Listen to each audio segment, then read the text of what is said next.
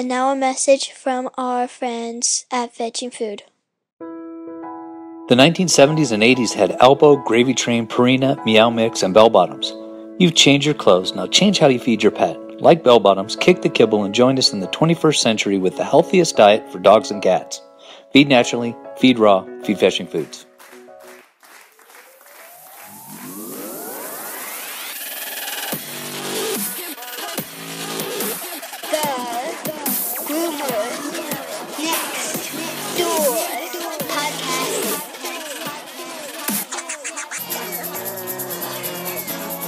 I'm from Missouri. That's all I know. Hello, pups and kittens, and welcome to another fun-filled and high-flying episode of the Groomer Next Door podcast. I'm your host, Chris Green, and joining us this week is Michelle McGuire.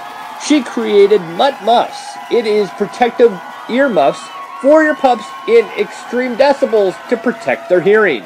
And she's also a pilot, and she's going to tell us all about all of that and more in just a moment.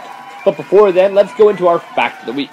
Because we're talking about hearing, I thought it was a good idea to go with the fact that would talk mostly about hearing. 8 fun facts about your dog ears. Dogs have around 18 muscles in each ear. They can hear about 4 times better than humans. When a dog tilts their head, it may have to do with their hearing. Dog ears are not only used for hearing, they're key elements of body language. Dogs' ear canals are shaped like an L. Puppies, on the other hand, are born deaf. Well, by that sound, Michelle is about to enter the podcast studio. So with that said, welcome Michelle McGuire from MUFFS to the podcast.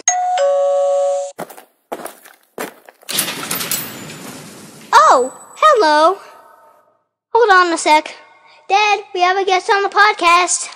All right, buckle up and jump on in. We are actually going to take a flight with our guest, Michelle McGuire. She is the creator and pilot, which I thought was really cool, of MUFFS. And I would not have known about this if it wasn't for one of our customers coming in. And we were talking about this the other day, but thank you for being on the podcast. And I want to know so much more about you and how this whole process came about. So thank you for being on. Well, thank you for having me. Always a pleasure. Yes. Well, it was kind of humble beginnings. I mean, I have my pilot's license, and my husband does not like to fly. So rather than just, tooling around the county by myself, I started taking the dog with me. And even though he didn't, verbally complain about the noise, it just killed me knowing how loud it was in there. So Lord knows if I could have found something for him online, I'd have put it in my cart and called it a day. But there just wasn't anything out there. So, of course, I had to set upon a quest to try to make something. And, to try to make something homemade, it just was ugly and ineffective. So I actually contacted a retired engineer friend of mine who was also a pilot, so I didn't think he'd laugh at me too bad, but he did. But after he thought about it for a bit, he says, why not? So he started mopping up some prototypes, and he's in North Carolina and I'm in Maryland, so he mailed it to me. I tried on the dog, and, just like, Phil, it needs more curve. He says, well, how much more? I said, well, I don't know, more. So, back and forth a couple times. And then when we finally got a decent working prototype, took Super Cooper the Wonder Mutt up for a test flight. And it was just me and him, and he'd gotten in the back seat. So I took off, and when I landed, he was wearing like a necklace. I was like, you silly dog. What kind of test flight is this? But on the return trip, he didn't take him off, and he never took him off after that. Interesting. So, yeah. Dogs will tend to knock them off once, maybe twice, because they don't understand why you put this gear on their head. But then as soon as they knock them off, they can hear the difference. And you can watch it in their face if they do the math and want them back on. So it's a short learning curve. It's not any kind of training. It's the dog decides he wants to wear these. Now, I've never been in a little Cessna before. I've always kind of had this little desire. I imagine it has to be loud because here you have the engine in front of you. And oh, yeah. I can only imagine the sounds. Now, being a pilot, you have the earphones on so you can hear control tower and everything else. But when you don't have them on, what is it, in a sense, what does it sound like? Well, on takeoff at full power, you're pushing 90 decibels. So, and there are planes that are louder than mine. So, yeah, even at level cruise speed, you would not want to be flying without a headset. No sane person would. Interesting. Now, I always say this is And always. dogs, their hearing is more acute than ours. So, Oh, that's true. yeah, it makes a big difference to them. So, do you ever say to your husband, if I would have known that you don't like flying, this would have been a complete deal breaker? Well, no, I knew he wasn't. He will get on an airplane. He doesn't like it, but he will do it. So he has flown with me. But like I say, it's just not his first choice of transportation. That is still my first choice of any kind of transportation. I love getting into a plane. I just think it's the coolest way. Yeah. There's really 3 ways to travel. It's plane, train, and automobile. But I mean, I would rather jump in a plane. It's so much more fun. You get there quicker too. Oh yeah, and if you're looking out the front of the plane, it's even more cool. Rather than flying commercially. True. I mean, but then again, you don't have somebody coming around, offering you peanuts and a drink. You have to bring your own. That's a downside. That's a downside. So, how did you get your pilot's license? How did all of that start? And where was the love and desire? Where did that all come from? Oh, I'm just a weird person. Every decade or so, it's like I got to shake something up. When I turned 30, I started taking karate, and I got a black belt. That actually took a couple of years. I turned 40, I went and decided I'd get my pilot's license. And, well, I thought about, like brushing up on my pool game and going out on the women's pro tour. And not so much. By that time, I'd started the business, which is pretty time-consuming. Understandable. That is very understandable. It's funny because a lot of people I've talked to over the years that have a pilot's license, they're like, oh yeah, I've had it since before I even had a driver's license. I'm thinking to myself, interesting. And it was just one of those, I'm kind of, figuring I need to do something new with my life. I mean, of all things, pilot. Very interesting. I mean, hey, all power to you. I think that's awesome. So, well, a lot of my flying nowadays is animal rescue. Yeah. Just a lot of the transports, before pilots and paws came around was ground transports, and they would operate in legs. So I know on the East Coast here, mainly I'm flying down to North Carolina, sometimes West Virginia.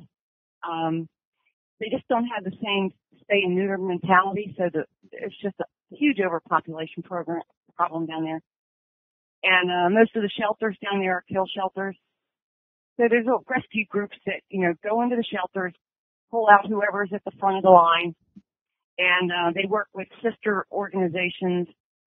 Normally when I'm picking them up from North Carolina, they're going to Philadelphia, Buffalo, Syracuse, farther north where they get adopted out. So that's a good reason to fuel up the tank. Yeah, I would imagine.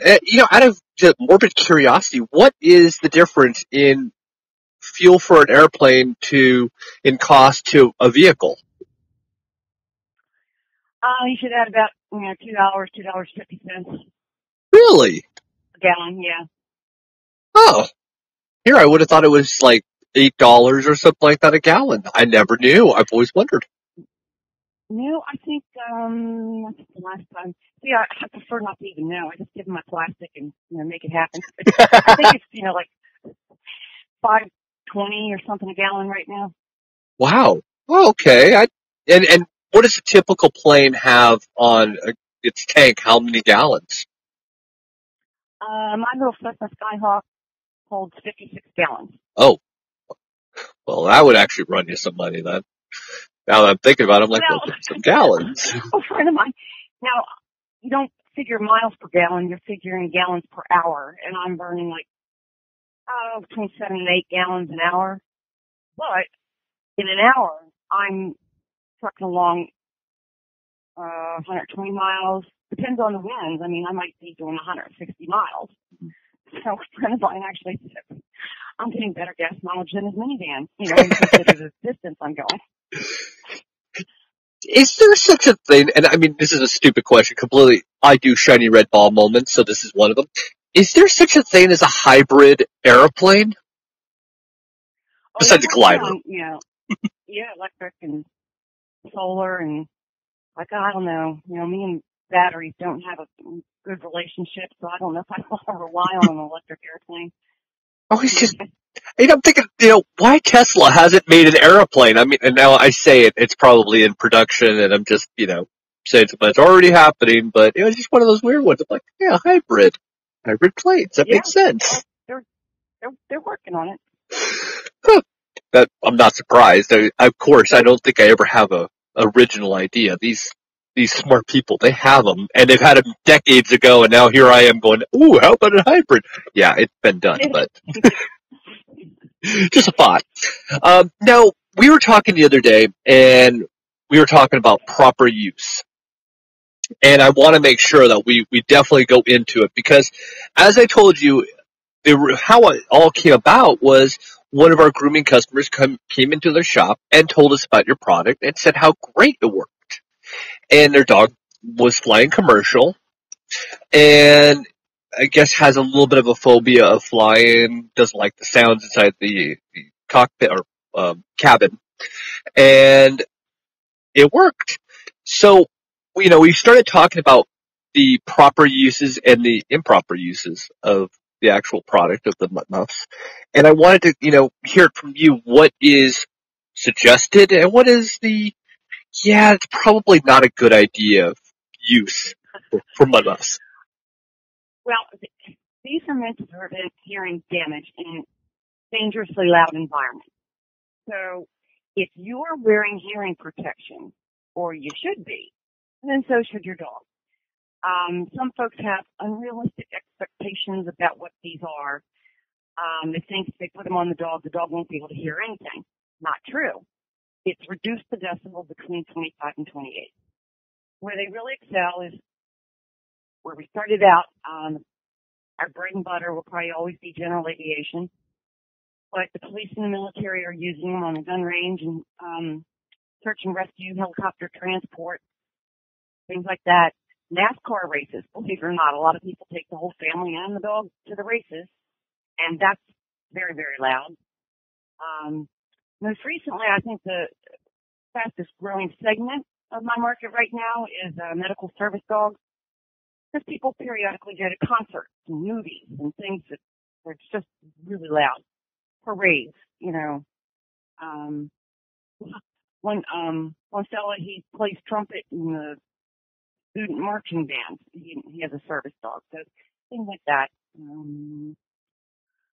Thunderstorms, we don't recommend them for that, because most of the time the dog's flipping out long before there's any thunder. The air pressure has dropped, the sky got dark, the wind's kicked up. There's just way too many things going on. Fireworks, it's a better application, but if you're just hearing pop, pop, pop off in the distance and it's not very loud, and the dog's afraid of the sound because he doesn't know what it is, he's probably still going to be afraid of the sound regardless of how loud it is. Right. He just doesn't understand that sound. But 4th of July, that's a bigger holiday for us than Christmas. I mean, sales just surge this time of year. It's funny because, I'm in the Midwest, and of course we have the crazy kind of storms. And it's more or less just a change in temperature and the feel of the storms that they feed off of them. Yeah, they hear it. But even in our shop, they don't actually even react in the shop. In our grooming salon, they never react, which is kind of weird, but I guess it's the open concept. I always say 4th of July, New Year's Eve. If you're home well, just have your dog by you, have the TV on, and it really isn't going to be a big deal. If you have to leave, well, turn on the TV, have a nice environment for them, and it should be okay. People really do overthink the whole process. It's simplified. That's the one thing. And you've kind of come to that point where it's like, look, I've got a product that works, but like everything, there is a right way and a wrong way. So that's, obviously it's like people who put thunder jackets on a dog when they don't need one. That's what you use for a thunderstorm, not MUFFS. Right. Yeah, my dog was just never afraid of anything, so, he stick his nose up to a jackhammer to see what it was. The sounds just never seemed to bother him, so he wasn't afraid of thunderstorms. But I know it's a big problem for a lot of people. Yeah, it is. It's one of those interesting, you think about it. You have kids, you realize that the kids, they have a fear, well, some. Mine just goes whatever, but there are kids that are like, hey, you know what? I don't like this sound. I didn't like it when I was younger. I hated thunder and lightning. And I didn't even grow up in the Midwest. I grew up in the West Coast. And I hated it there. But you gotta treat kids and dogs the same. Now, speaking of dogs, this also applies to cats too, correct? We have cat customers. What I tell folks is, they fit a cat. Whether or not Kitty's going to wear it, that's kind of between you and Kitty. I don't know that a lot of them have the same sense of humor required to go on a set of mutt-muffs and climb in an airplane, but they fit cats, and we do have some cat customers. There's pictures out on the customer gallery. Kind of funny. What I love about your actual gallery is, you've really put together a massive and yet very unique description where there's just a lot of pictures. And I will say that my favorite part was seeing police dogs, search and rescue, and service dogs. You really were able to put all that in there, and I love it. And like I told you before we recorded, I always love seeing dogs working. That is my favorite thing in this world. And I hate the fact that dogs, and I'm going to even use the word cats in a lot of cases, they're more productive than a lot of humans, which kills me on a daily basis. Yeah, the customer gallery is great because it helps, other customers, get questions like, I have a basset hound. I know what you're going to do with those ears. It's like, hang on, let me show you a picture. I think we pretty much have every breed out there now. Yeah, and it doesn't, I guess one thing that was the first thing I wanted to look at was, is it going to make the dog or cat, even in this case, look goofy? And it's like, no, actually, it looks in a sense like the same ear kind of protection that they use in wrestling. Not, the fake wrestling. I'm talking about real wrestling. And I was like, that's pretty unique how the structure actually came about. Because, dogs have big ears, which I can relate to. And I think that that's such a cool concept that you guys really focused on that. Well, the function end of it was came together quickly. It was the form, the aesthetics of it that took a little more time to develop. So, but it had to look nice. Every dog doesn't want to look silly. You made it work. I'll give you that. You made that work really well. And again, it's not something that's gonna. It's not like you guys made something that would look like elf ears or something like that. Right. It wasn't something goofy that all of a sudden people would be looking and go, oh my gosh, why would you do that to your dog? It really is. Yeah. It's uniformed, and I thought that was good. Yeah, they look pretty spiffy, and when you add some goggles or the rec specs in there with it, it's quite a look. It is, and a lot of fun. It was, and like I said, it was a lot of fun, especially seeing police dogs, which I absolutely love. Seeing them in their environment, I love it, and it was just so cool to see all these things. Now, we talked about this. This was kind of something I was like, I gotta throw this into the mix. But you were telling me about different strange questions you've received over the time. And I just think that it's always interesting to hear some things that actually are asked because they are funny, even though, yes, there is no such thing as a stupid question. It's just one of those, it's fun to actually hear them. So, is there any of them that you can share? Oh, yeah. Let's see. It ranges from things like, will my dog wear these all day while I'm at work in case a fire truck goes by? The answer is no.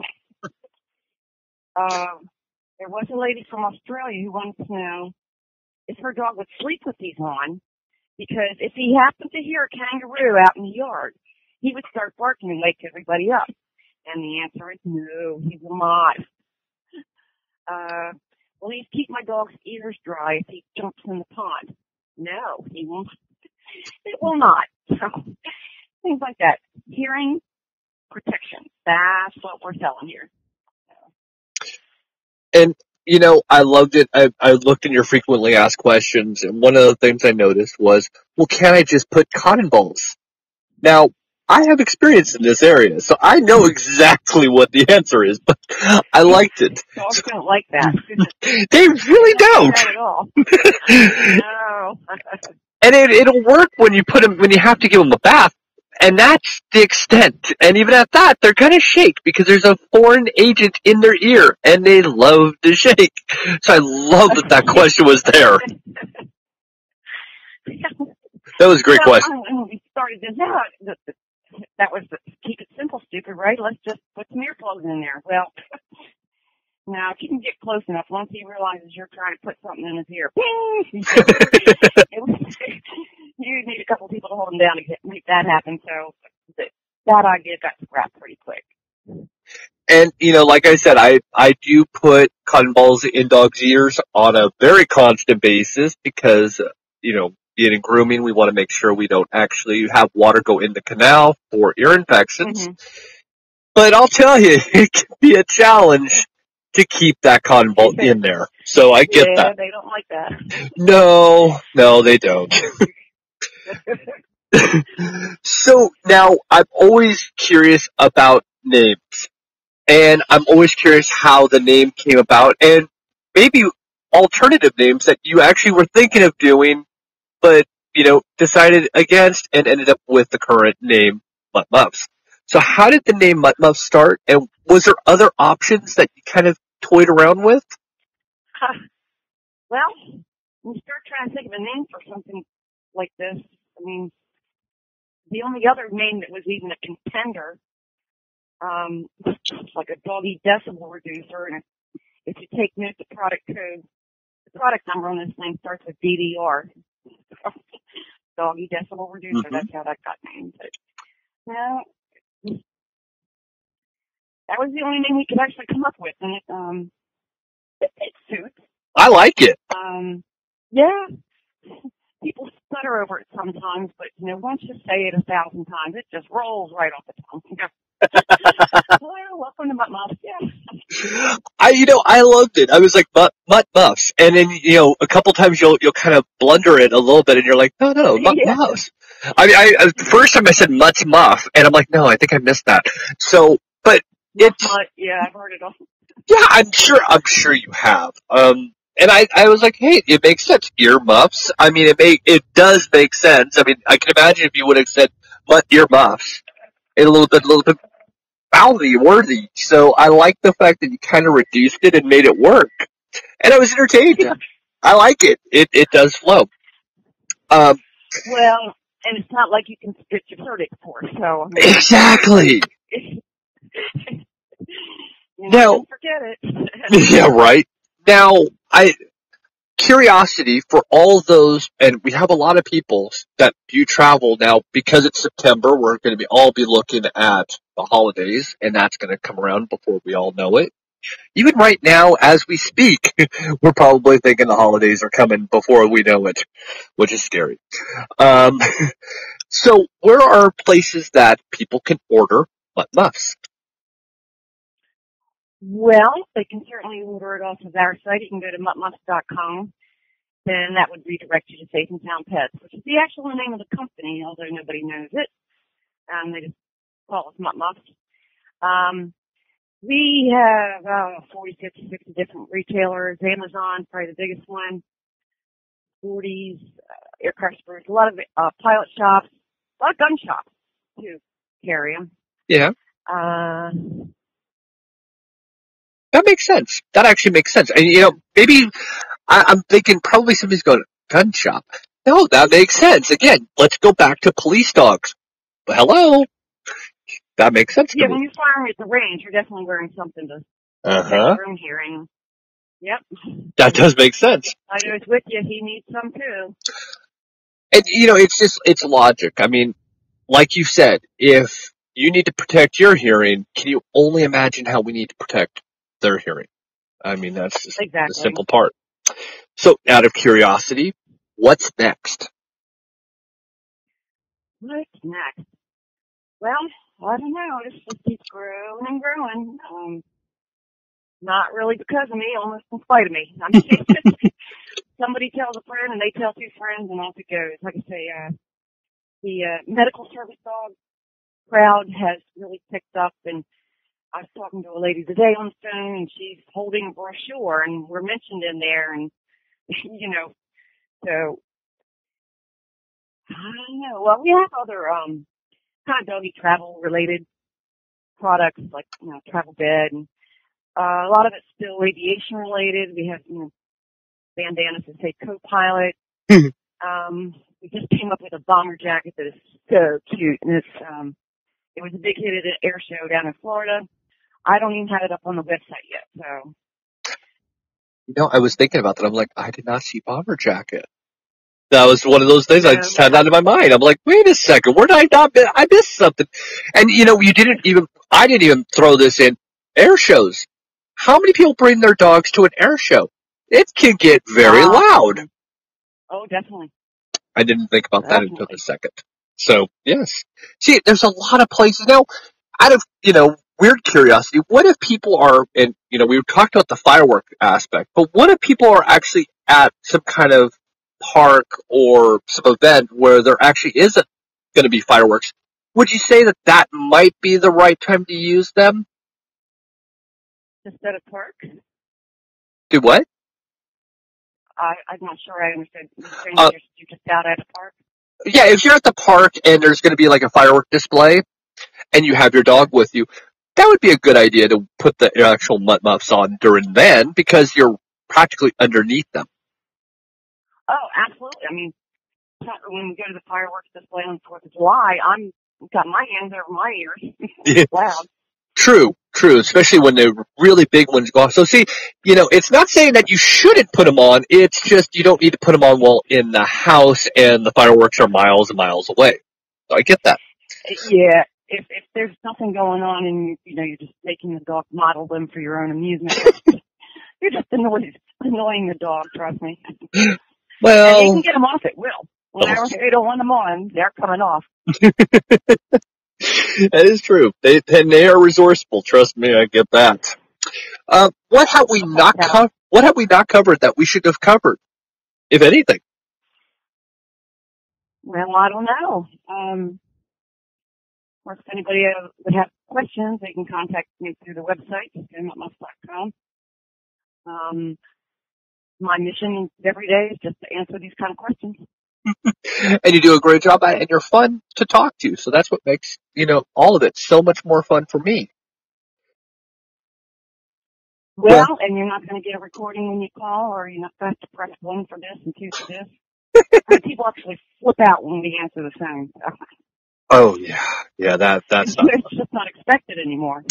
That is true. Actually, when I first sent you the inquiry about being on, I was waiting to be, redirected a few times and send emails out like typical. And here you're like, just give me a call. I'm like, oh, okay.